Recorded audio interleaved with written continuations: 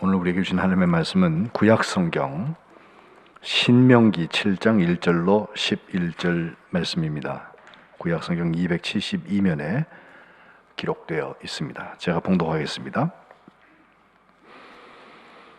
네 하나님 여호와께서 너를 인도하사 네가 가서 차지할 땅으로 들이시고 네 앞에서 여러 민족 헷 족속과 기르가스 족속과 아모리 족속과 가나안 족속과 브리스 족속과 히위 족속과 여부스 족속 곧 너보다 많고 힘이 센 7 족속을 쫓아내실 때에 네 하나님 여호와께서 그들을 네게 넘겨 네게 치게 하시리니 그때에 너는 그들을 진멸할 것이라.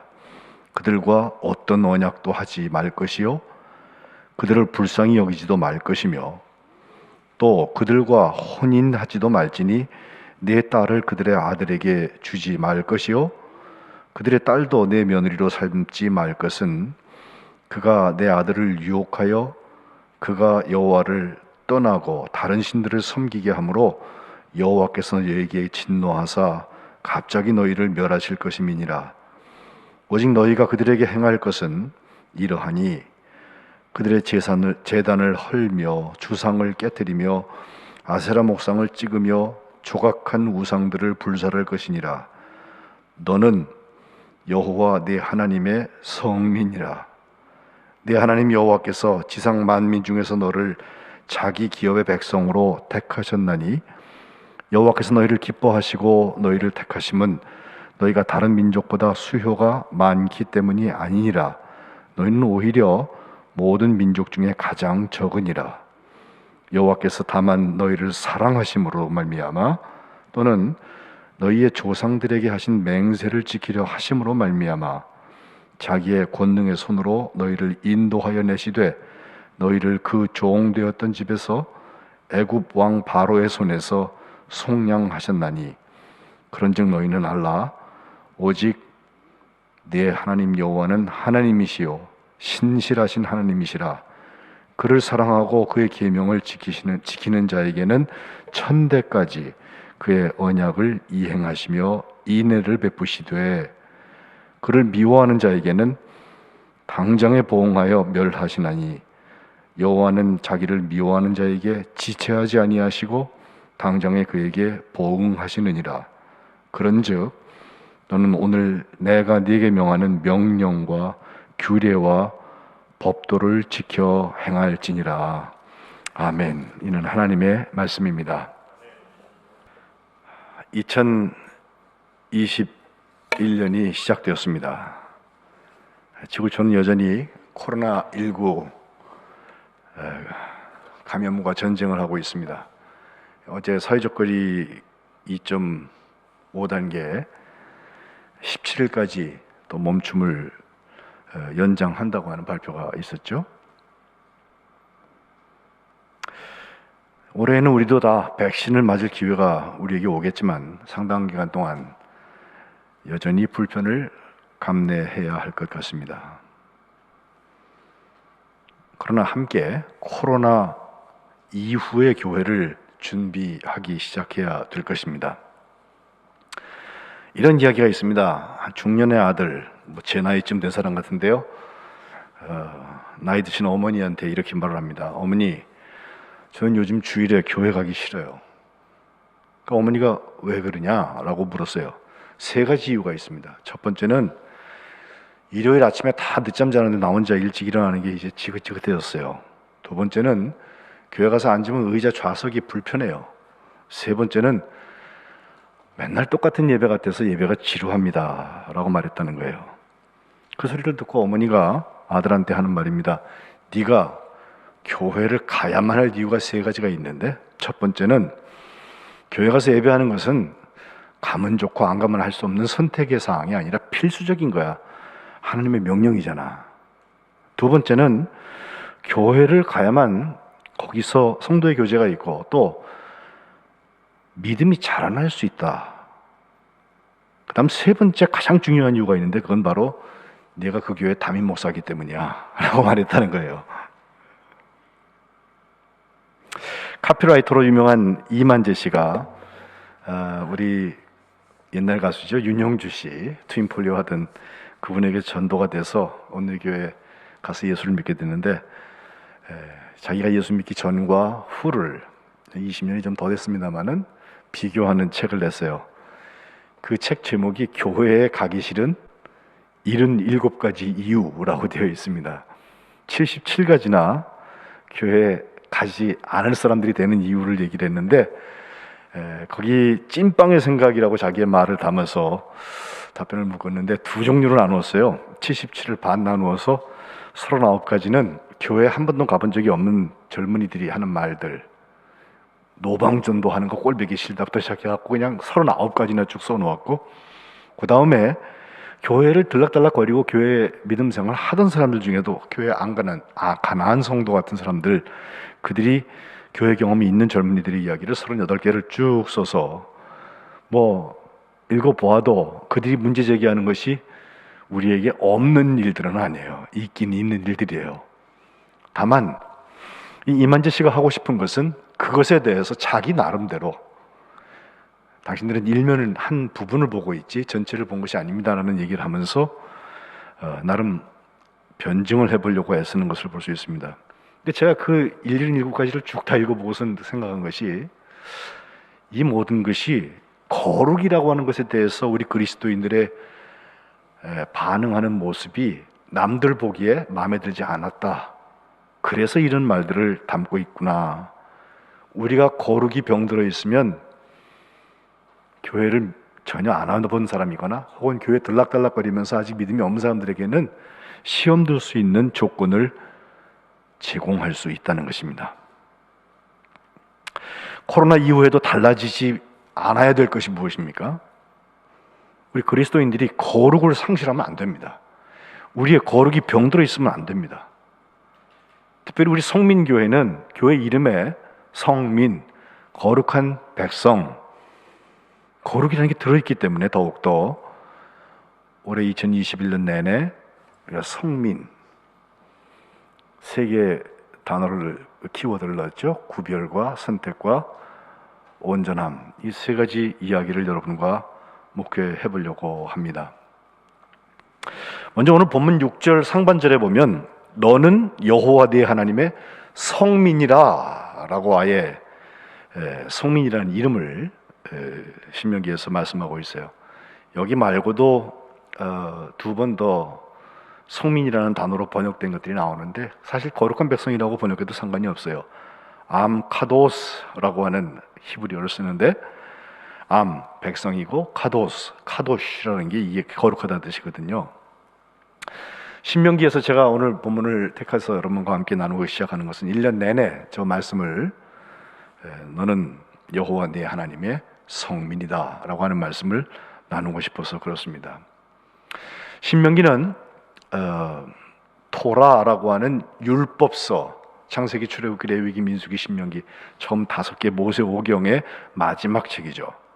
1장 3절에 보면 때가 나오는데 40째 해 11째 달 그 달 첫째 날에 40년 11월 1일이라고 그래서 이것은 출애굽하여서 그들이 여행해 온 시간을 말합니다.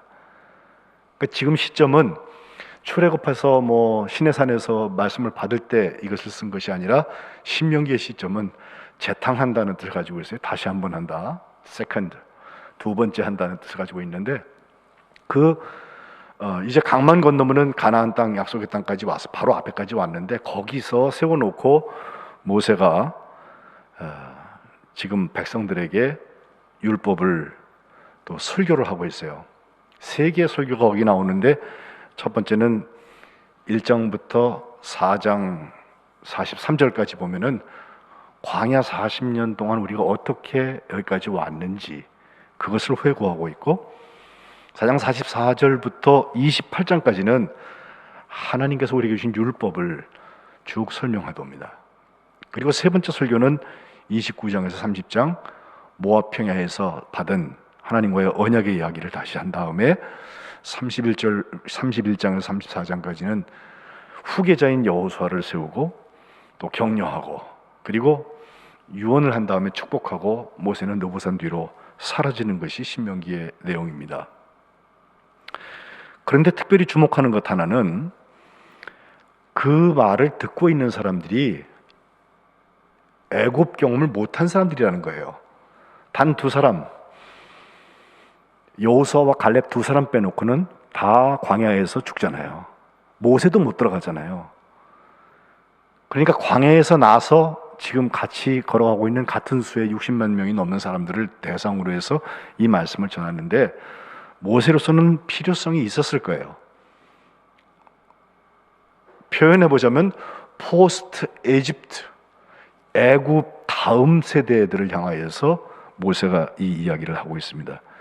그러면서 가장 중요한 이야기가 너는 여호와 네 하나님의 거룩한 백성이다 라고 하는 거예요.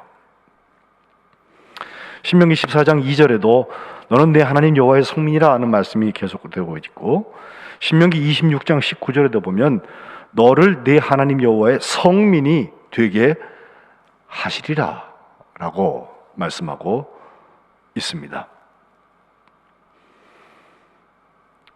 우리가 하나님의 성민이라고 하는 것이 무슨 뜻을 가지고 있습니까? 첫 번째는 구별입니다. 가도시라는 말 자체가 구분하는 거예요. 오늘 본문에도 하나님께서 하신 일이 먼저 나와요. 1절부터 보면 7 가나안의 토착 족속들을 쭉 나열한 다음에 이 사람들을 하나님께서 내게 넘겨서 내게 치게 할 것이다. 싸움은 하나님이 하시는데 내게 넘겨준다는 말씀을 하시는데, 여기까지 하나님께서 인도하셨고 가나안 땅에 들어가게 하신 다음에 그 토착 족속을 쫓아내실 때 하나님께서 직접 너희들한테 그걸 넘겨주고 너희들이 전쟁하게 할 것이다 라고 말씀하시고, 이에 대해서 2절 하반절부터 5절까지 거룩한 백성 성민 곧 이스라엘 백성들이 해야 될 일이 있어요. 먼저 하지 말 것이 있습니다. 그것은 가나안 7 족속하고 섞지 말라는 거예요. 구분하라는 거예요. 그들을 진멸해야 된다. 언약하지 말아라. 긍휼히 여기지 말아라. 혼인하지 말아라. 유혹하여서 결국 다른 신을 섬기게 해서 하나님의 진노의 대상이 된다. 아주 금방 망해버릴 테니까 그거 절대 하지 말려고 이렇게 신신당부를 하면서, 오히려 해야 될 것이 있다면은 2절에 그 진멸하라는 거, 그리고 5절에 보면 제단을 헐고 주상을 깨뜨리고 아세라 목상을 찍고 조각한 우상들을 불살라라 라고 말씀하고 있습니다. 이 이야기는 최근에 어떤 사람들이 불교 성전에 들어가가지고서 회불 사건 일으키는 것처럼 종교 전쟁을 일으키라는 뜻이 아니에요. 우리께 소중하면 남의 것도 소중한 줄 알아야죠. 그들에게 하시는 말씀은 뭐예요? 여기 출애굽해서 가나안까지 들어갔는데 애굽에서는 애굽의 신을 섬기고 가나안에 가서는 가나안 신 섬기면 우상 숭배하는 건 똑같다는 거예요. 거룩한 백성은 구별되어서 하나님의 백성답게, 하나님이 구별하신 하나님의 자녀답게 살아야 맞습니다. 세상의 기준에 맞추어서 인기 관리하느라고 하향 평준화하지 말라는 것입니다. 뭐 다른 게 있어야 합니다. 그래서 구별입니다. 세상과 달라진다고 하는 것과 함께 이건 부정적인 것이죠. 이전에 좋던 것 이제는 값없다. 다른 거 하나 중요한 게 있다면 하나님을 향한 구별입니다. 예배에서 잘 나타나죠. 송경신 예배에 베드로전서 1장 13절을 제가 읽으면서 예수님께서 나타나실 때 너에게 가져다 주실 그 은혜를 온전히 바라라, 기대하고 또 그 소망을 그 중에서 지어가라고 하는 말씀 우리에게 주고 계십니다. 제가 전통을 늘 얘기할 때 내려온 전통이 있다면 우리가 내려줄 전통도 있는 것입니다 라고 말씀드리는 것처럼, 우리의 구분을 말한다면 세상으로부터 달라지는 구분과 함께 하나님을 향하여서 드려지는 구분이 있어야 할 것입니다. 2021년이 그런 점에서 우리에게 큰 숙제예요. 이거 잘하면 포스트 코로나 처치로 우뚝 설 수 있을 테고, 이거 관심 없이 이전에 하던 것 그저 반복하고 답습하는 데만 있으면요, 세상이 많이 달라지기 때문에 우리가 오히려 세상에 적응을 못하는 때가 올 것입니다. 저는 2021년 우리가 지금 코로나로 이렇게 비대면으로 예배를 하고 있지만 하나님께서 우리 거룩한 백성들에게 은혜를 주셔서 세상에서 구분되고 하나님께 구분되는 역사가 있으시기를 주님의 이름으로 축복합니다. 두 번째는 선택인데 6절에 보면 바로 그 말씀이죠. 너는 여호와 네 하나님의 성민이라 하신 다음에 네 하나님 여호와께서 지상 만민 중에서 너를 자기 기업의 백성으로 택하셨나니, 선택하셨다는 말씀이 여기 나와요. 히브리어는 바하르라고 하는데 골랐다, 받아들여질 만하다, 임명했다, 뭐 이런 뜻을 가지고 있어요. 예배 시작 읽은 시편 33편에도 여호와를 자기 하나님으로 삼은 나라 곧 하나님의 기업으로 선택된 백성은 복이 있다라고 선언하고 있습니다. 그렇습니다. 이 선택은 우리가 마음대로 되는 건 아니에요. 그러나 하나님께서 우리에게 선택에 콜을 했을 때 그 부르심에 우리가 어떻게 응답하느냐에 따라서 선택이 우리의 사건이 되기도 하고 아니면 공허하게 지나갈 수도 있습니다. 주목되는 것 하나는 7절에 보면 선택하신 이유 혹은 상태가 나오는데, 왜 하나님께서 이스라엘 백성을 기뻐하시고 택하셨을까? 그들이 외모가 풍성해서 수가 많고 아주 강대국이기 때문일까? 아니라는 거예요. 오히려 너희는 모든 민족 중에 가장 적다. 그 적은 민족이기 때문에 불쌍해서만 그들을 사랑하신 것이 아니라 8절에 보면 진짜 이유는 내가 사랑하는 대상이니까, 또 그들의 조상하고 하나님께서 언약을 맺으셨던 그 맹세를 지키기 위하여서 하나님께서 권능의 손으로 저 이집트에서부터 인도하여 내셨고 이제 선택된 백성을 살게 하신다는 거예요. 주님은 요한복음 15장에 포도나무의 비유 그리고 가지의 비유를 통해서 우리에게 말씀하실 때 15장 16절에 이렇게 말씀하시죠. 너희가 나를 택한 게 아니야, 내가 너희를 택하여 세웠어. 내가 너희를 택하여 세운 것은 너희가 가서 열매를 많이 맺게 하고 열매가 항상 있게 하여서 너희가 내 이름으로, 예수 이름으로 아버지께 하나님께 무엇을 구하든지 다 받게 하려 함이라. 주님 말씀하세요. 여기 기도의 자리가 있습니다. 또한 열매의 자리가 있습니다. 선택받은 선택 기억하세요. 뭐 교회가 많은데 뭐 그거 아무나 하는 말이에요. 어디나 계신 하나님이라면 내가 섬기고 있는 그 자리에서 하나님께서 나를 선택하신 것에 대한 선택을 할 수 있어야 돼요.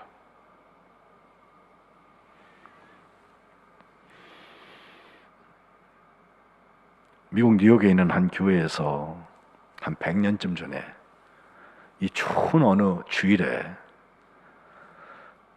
예배를 드리고 있는데 80 가까운 흑인 할머니 한 분이 허름한 외투를 걸치고 예배당 안에 들어와서 예배를 드립니다. 예배 끝까지 가만히 있다가 예배 끝나고 마치려고 하는데 할머니가 손을 들면서 젊은 목사님을 향하여서, 목사님, 제가 한 가지 꼭 간증하고 싶은 게 있어요. 그래서 여기까지 왔어요.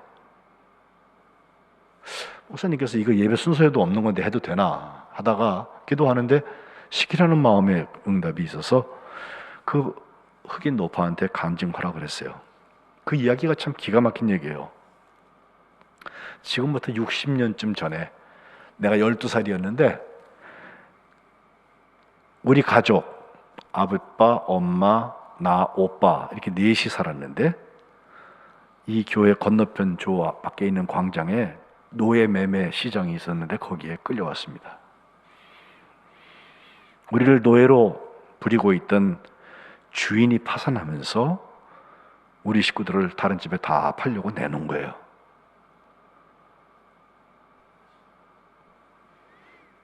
그 4명의 가족이 한 마음으로 기도하는 것은 하나님, 우리 4식구 흩어지지 않고 한 곳에 팔려가게 해주세요. 그렇게 기도했대요.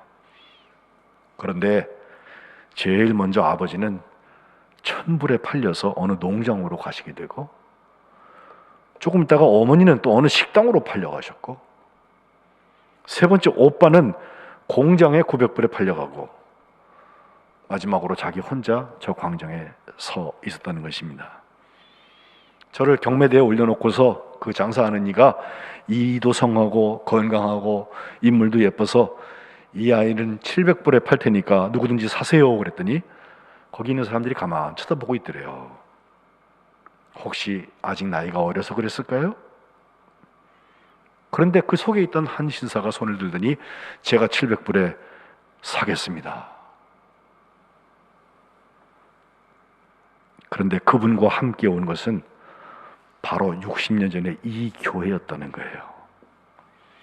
후에 알고 보니까 이 교회 성도들이 한 달에 한 번씩 헌금을 해서 단 한 사람이라도 자유롭게 걷게 해주는 선교 운동을 벌이고 있었는데, 그 주간 700분의 헌금이 생겨서 자기를 사주어서 해방시켜줬다는 거예요. 그래서 그 이후로 이 여인은 은혜에 너무나 감사해서 노예 때보다 더 열심히 일을 했고 돈을 모아 저축을 했습니다. 이제는 나이가 들어서 더 이상 일을 할 수 없기 때문에 양로원에 가 있는데, 그동안 쓰지 않고 모아두었던 그 700불의 100배가 되는 7만 불을 헌금을 하고 집에 갔다는 것입니다. 받은 선택이 무엇일까요?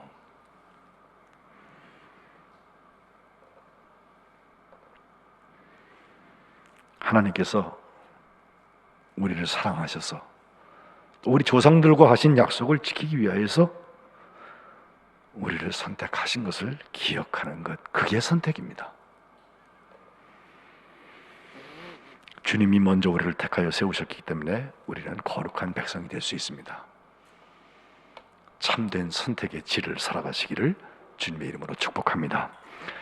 마지막은 온전함입니다. 오늘 11절 마지막에 보면 그런즉 너는 오늘 내가 네게 명하는 명령과 규례와 법도를 지켜 행할지니라 그랬습니다. 율법 조항이 너무 많아요. 하나님의 말씀이 두꺼운 거 읽기도 힘들잖아요, 여러분. 일독하신 분 손 들어보세요 하면 굉장히 많이 차이 날 거예요. 또 읽는다고 그래서 다 기억나지도 않잖아요. 그런데 지켜 행하래요. 11절에 그 말씀이 있는데 9절과 10절에 보면 하나님의 속성에서부터 이 이야기를 풀고 있어요. 왜 순종해야 되나? 왜 지켜 행해야 되냐? 하나님은 신실하신 분인데 두 종류로 나타나기 때문에 그래요. 먼저 9절에 보면 신실하신 그 하나님은 하나님을 사랑하고 하나님의 계명을 지키는 자들에게는요 정말 천사표예요. 1, 2, 3대가 아니라 1000대까지 언약을 이행하시고 인애를 베푸시는 분이다.